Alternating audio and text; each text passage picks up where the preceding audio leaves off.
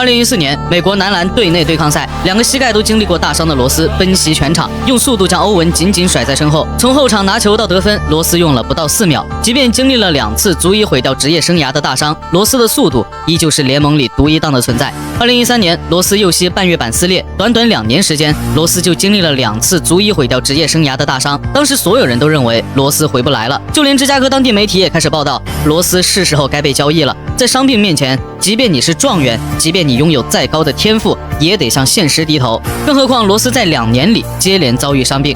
2014年夏天，男篮世界杯在西班牙举行，当时美国男篮的阵容被看作史上最弱梦之队，库里、哈登、欧文、克莱这几人在当时都过于年轻，没有什么能拿得出手的荣誉。更加令人意外的是，梦之队的球员名单上出现了罗斯的名字。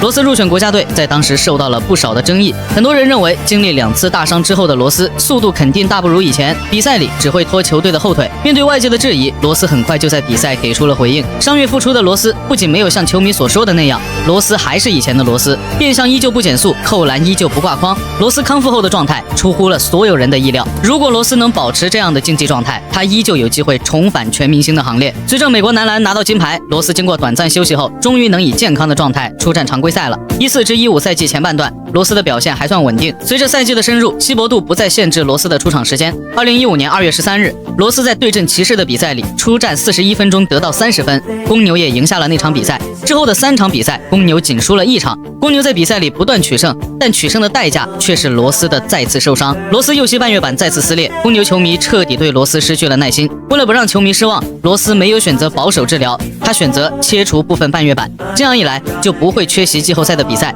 最终，罗斯在季后赛开始前回到了球队。首轮面对雄鹿，公牛4比2挺进次轮，罗斯6场比赛场场首发。第3场比赛，罗斯更是出战48分钟，砍下了34分、5篮板、8助攻。比赛里，罗斯做到了他能做到的一切。半决赛面对骑士，罗斯完成了一次压哨绝杀，但公牛还是没能摆脱被淘汰的命运。罗斯也到了离开公牛的时候。